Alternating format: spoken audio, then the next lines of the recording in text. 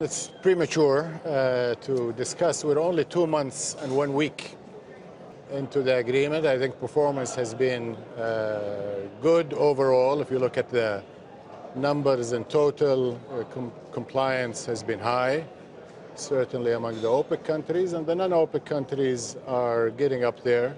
It's taken them time. There is a learning process on how to participate in a production management agreement.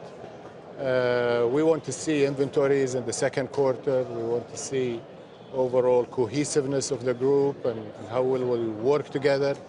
Certainly OPEC will not do it alone, and we expect the non-OPEC countries that have joined us to contribute and contribute significantly, and we want to see how the market responds overall. So I think it's going to be May before we consider whether such is necessary, and we will do what is reasonably doable to guide the market forward.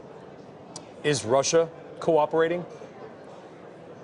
Russia has been interested in cooperation from the beginning of 2016. You recall there were discussions back then about a freeze.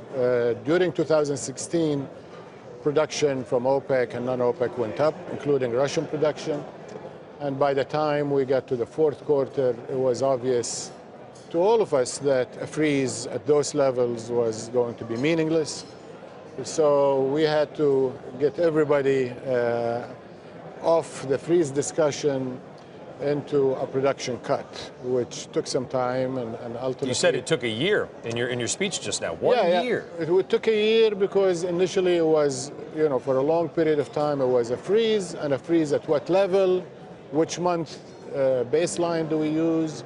And then we started talking about the cut, and that was very difficult for them to accept because, like I said earlier, they just never done it, and they don't have the framework internally to do it. January was a pleasant surprise. The agreement with Russia was 300 that will be achieved over the first quarter. So 100, 100, 100, 300 by end of March. They did extremely well in January. February was not so good.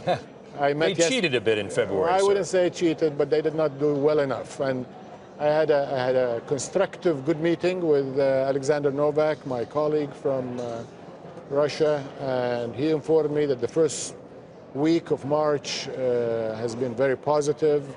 They've added another 40 MBD of cuts, so they're at 160. So they're getting, it sounds like Russia's slowly getting to where you slower than I would like, but I think we're patient, and we'll see where we are in May and take it from there. So you said it's too early to say whether the production cut will continue after May 25th. Let me ask it a different way then, sir, which is, under what framework would you extend the cuts? Current production levels? Well, I think we're going to look at production overall, supply, demand. We're bullish on demand picking up this year at a faster pace because GDP growth is picking up, and we're seeing the response globally. And we're going to see where inventories are, and we're going to see compliance and conformity with the agreement. Like I said in my speech, and I've been very blunt, Saudi Arabia has been bearing a significant part of the load for the first 3 months of this agreement, but we're not going to do it indefinitely, and we expect contributions, significant contributions from others. We will assess all of this in May, plus how the market is responding, and ideally people should be producing in response to demand, and there should be no intervention. But if there is a need for an extension, we will consider it. Hey there, thanks for checking out CNBC on YouTube. Be sure to subscribe to stay up to date on all of the day's biggest stories. You can also click on any of the videos around me to watch the latest from CNBC. Thanks for watching.